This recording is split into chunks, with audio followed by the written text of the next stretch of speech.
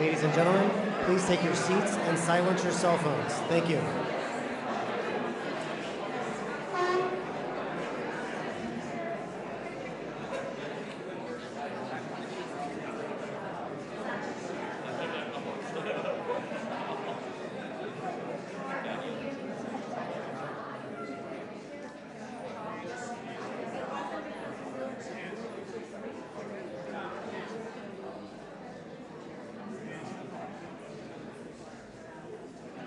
No, I know it was.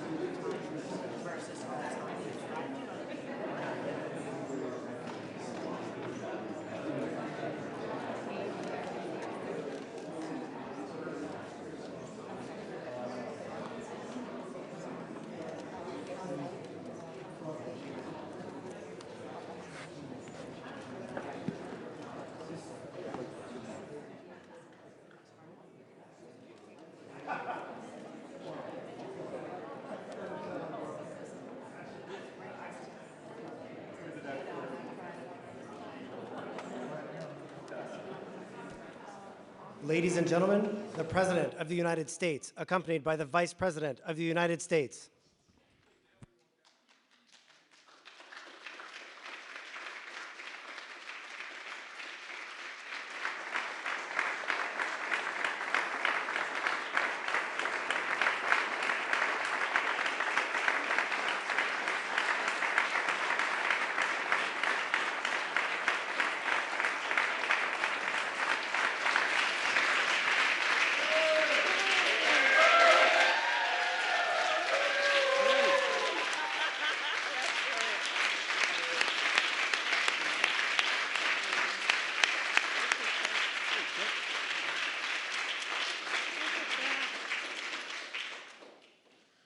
All righty then. They like you. Good afternoon, everyone. Good afternoon. Let me start by saying to all of the leaders here, thank you. Thank you. To the members of our United States Congress on both sides of the aisle who helped pass the COVID-19 Hate Crimes Act. Thank you.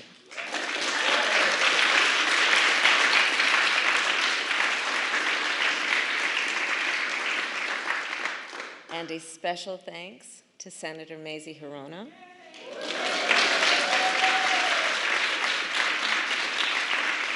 and Congresswoman Grace Meng,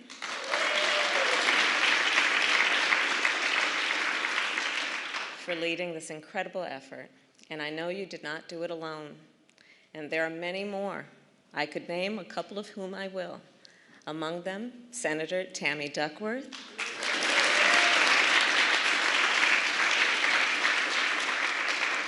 Senator Richard Blumenthal,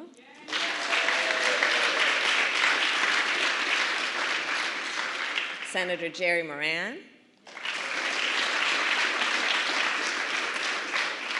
Congresswoman Judy Chu, Congressman Don Beyer, and Congressman Fred Upton.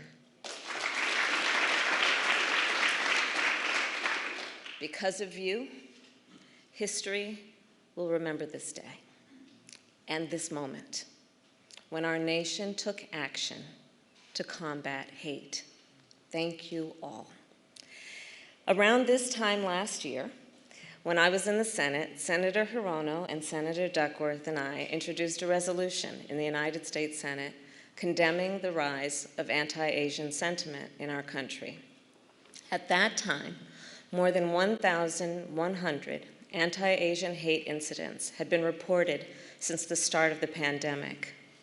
Today, that number is more than 6,600. And I'm talking about incidents where businesses are being vandalized in our biggest cities and in our smallest towns.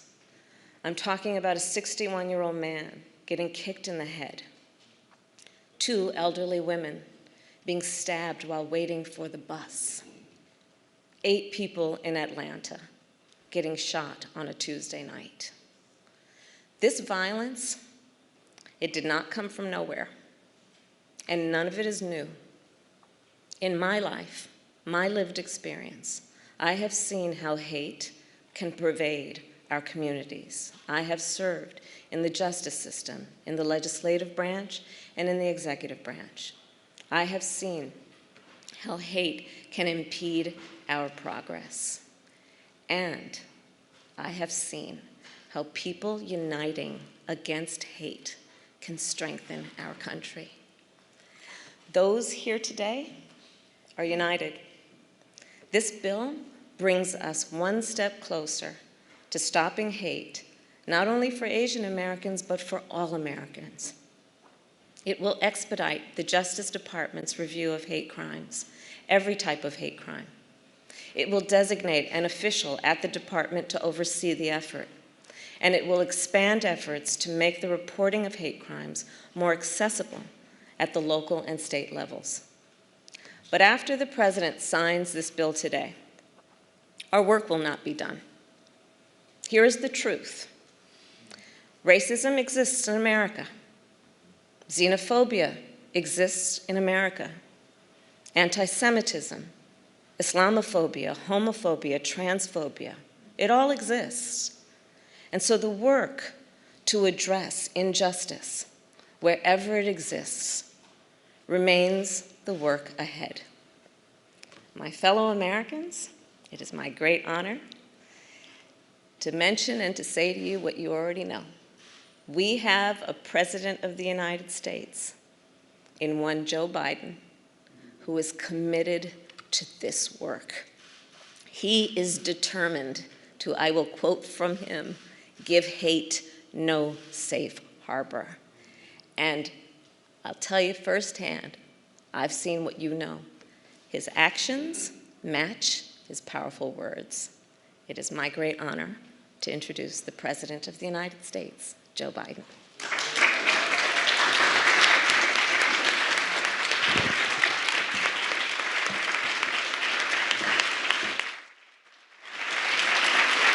Thank you. Thank you, please, thank you. Thank you, thank you, thank you.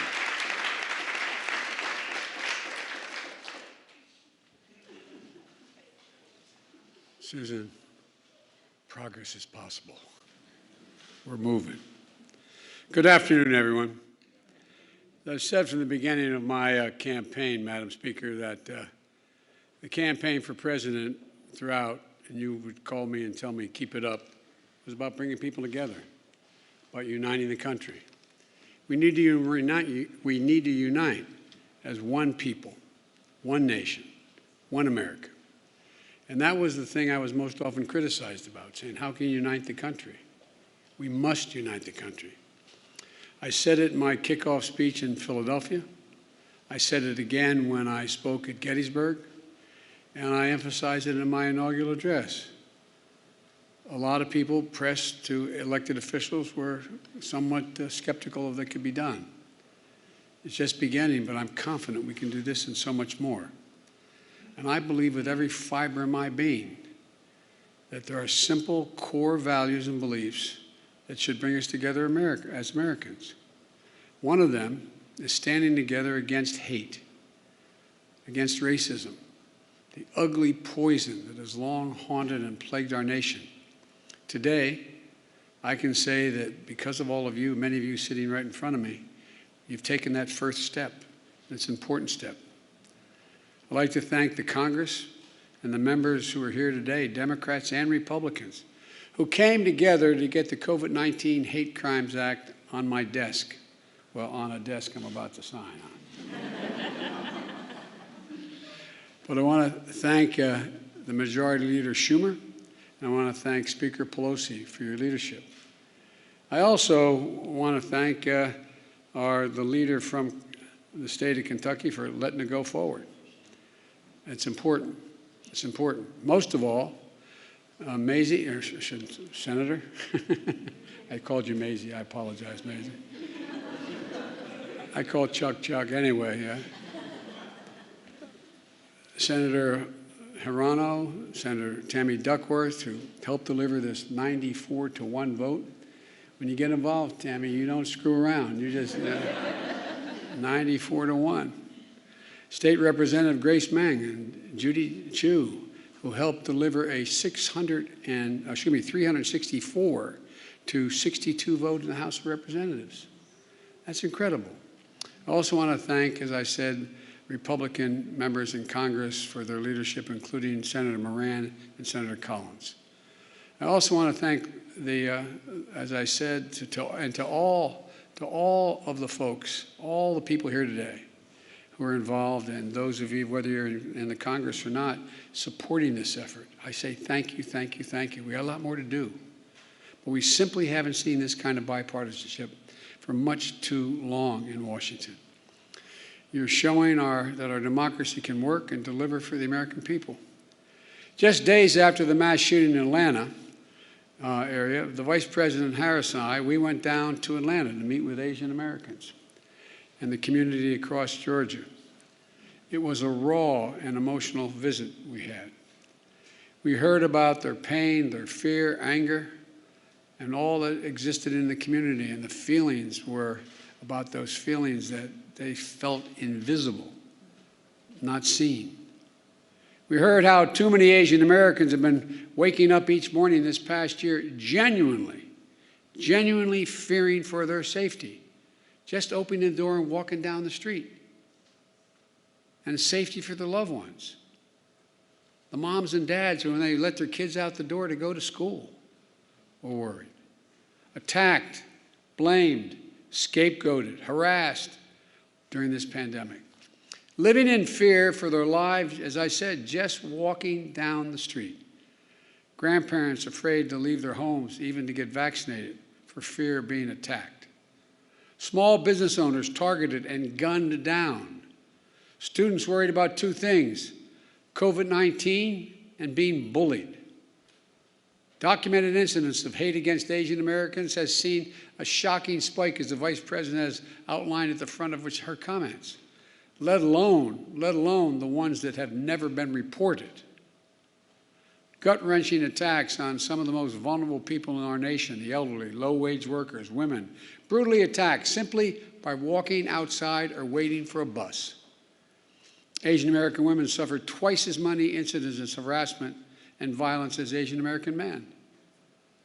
And the conversation we had in Atlanta is one we're hearing all across the country, that all of this hate hides in plain sight. It hides in plain sight. And too often, it is met with silence. Silence by the media, silence by our politics, and silence by our history. For centuries, Asian Americans, Native Hawaiians, Pacific Islanders, diverse and vibrant communities have helped build this nation, only to be often stepped over, forgotten, or ignored. Lived here for generations, but still considered by some the other. It's wrong. It's simply, to use the phrase, it's simply un-American. My message to all of those of you who are hurting is, we see you. And the Congress has said, we see you. And we are committed to stop the hatred and the bias. In my first week in office, I signed a presidential memorandum directing federal agencies, all of them, to combat the resurgence of xenophobia. Not just one, every agency. Attorney General Garland, Deputy Attorney General Lisa Monaco, Associate Attorney General Gupta are all here today. The Department of Justice is strengthening its partnership with the community to prevent these crimes, in addition to its other work to take on violent extremism and domestic terrorism. And with the new law, this new law, the Department of Justice and our entire administration is going to step up. Right now, this is a critical problem of hate crimes being underreported. It stems from two challenges. First, there's lack of resources and training for state and local law enforcement to accurately identify and report hate crimes to the FBI. Secondly, for more people in communities of color, there are language and cultural barriers in how to communicate what's happening to them. This law is going to make a difference. For example, the Department of Justice will issue clear guidance for state, city, and tribal and law enforcement agencies on how to establish online reporting of hate crimes. It'll work with the Department of Health and Human Services to raise public awareness of COVID-19 hate crimes that occurred during the pandemic. There will also be a devoted official at the Department of Justice whose sole job is to expedite the review of hate crime reports. And thanks to two families here today, the law will help state and local governments ensure hate crime information is more accessible to the public.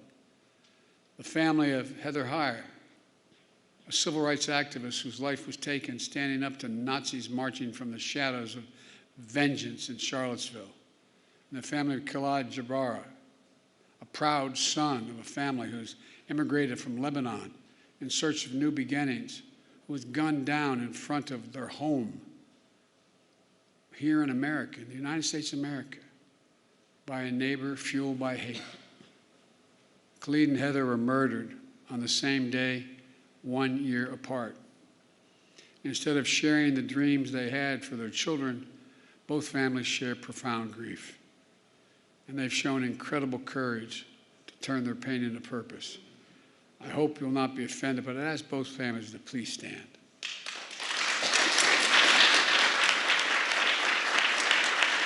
Folks,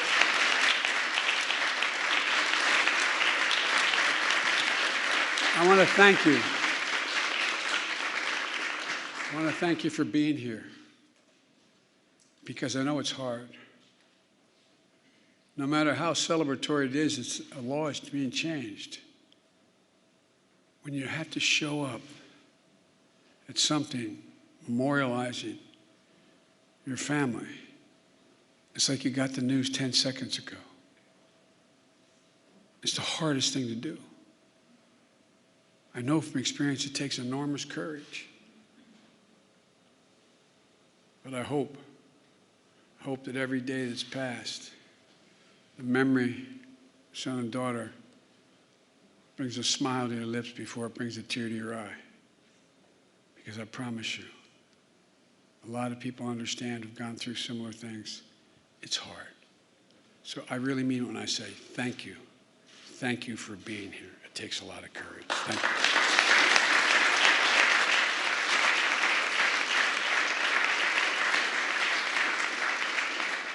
Because of you, the amendment named in honor of Khalid and Heather is now law to make sure that hate crimes are more accurately counted and reported, and hopefully leading to a continued focus on ending these crimes.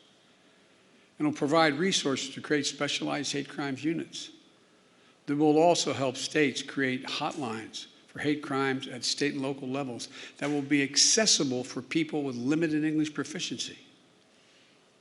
And it provides resources for training for state and local law enforcement to identify, investigate, and report these heinous crimes. But of all the good that the law can do, we have to change our hearts. We have to change the hearts of the American people. Hate can, I mean this from the bottom of my heart, hate can be given no safe harbor in America. I mean it, no safe harbor. It can't be dismissed like, well, that's just what happens. My sister Valerie and I talk about it all the time. You've got to speak up. Speak up and speak out. It's on all of us together, to make it stop. My message is to all of those who think this doesn't matter to them, or this is not a problem, look around. Look in the mirror. Look in the eyes of your children. Every one of us are lessened. Every one of us are lessened. And we're all hurt by this hate. It has a way of seeping sort of through the cracks into communities and children who, in fact, wouldn't have crossed their mind. Words have consequences, as the senator knows. He preaches it. He understands it. Consequences. But silence is complicity. Silence is complicity. And we cannot be complicit. We have to speak out. We have to act. That's what you've done. And I can't thank you enough. I'm proud today. I'm proud today of the United States. I'm proud today of our political system, the United States Congress. I'm proud today that Democrats and Republicans have stood up together to say something. Let me close with this. Grief, as we all know, is universal, but so is hope. So is love. Sounds corny, but it really is. It really is. And hope and love can be contagious. We're the United States of America. We're good and decent people. We're unique among all nations in that we are uniquely a product of a document, not an ethnicity, not a religion, not a geography, of a document. And think about this, I'm being literal. Uniquely a product of a document. that says, we hold these truths to be self-evident, that all men and women are created equal, endowed by their Creator with certain inalienable rights, including life, liberty, and the pursuit of happiness. Every time we're silent, every time we let hate flourish, we make a lie of who we are as a nation. I mean it literally. We cannot let the very foundation of this country continue to be eaten away like it has been in other moments in our history and happening again. I looked at this law that you all passed as maybe the first break, the first significant break on a moment in our history that has to be turned around. Not Democrat, Republican, has to be turned around. As a consequence, we should do what is required by the obligations of this democracy, by our faith in God and our faith in each other, to do justice, to love mercy, to walk humbly, and as fellow human beings and fellow Americans, remember, we're unique in all of history as a nation. This is the United States of America, for God's sake. And God bless you all, particularly those who push this through and continue to push it. Now I'm going to sign this bill, which is a great honor. I don't know who's calling, but tell them we're busy. I was going to say, unless it was my sister, but she's here. So I'd like to invite to the stage Senator Hirano, Senator Duckworth, Congresswoman Grace Meng, Congresswoman Judy Chu, Congressman Don Beyer, Senator Richard Blumenthal, and Senator Moran, but I don't think he could be here today. Actually, I should put the table down the middle of all of you and sign it down there. But thank you, thank you, thank you. If I can get my name, will you sign it for me?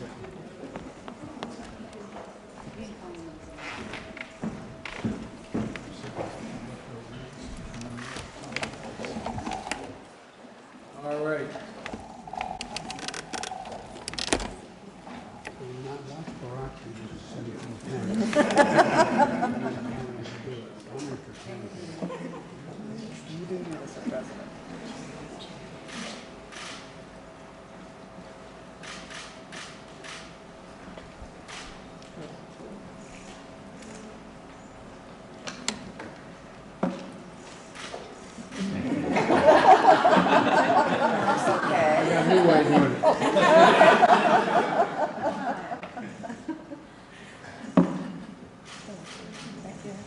Oh, there you go, sorry.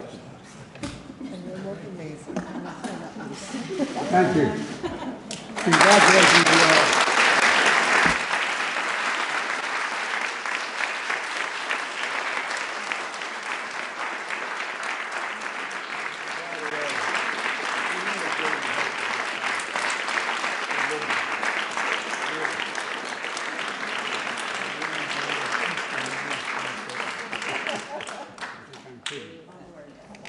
All right. Thank you. I've heard you say this before as I walk out of my grandpa's house. Every time he said, Joe, to keep the faith, my grandmother said, no, Joey, spread it. Let's go spread the faith. All right. Hey, gentlemen.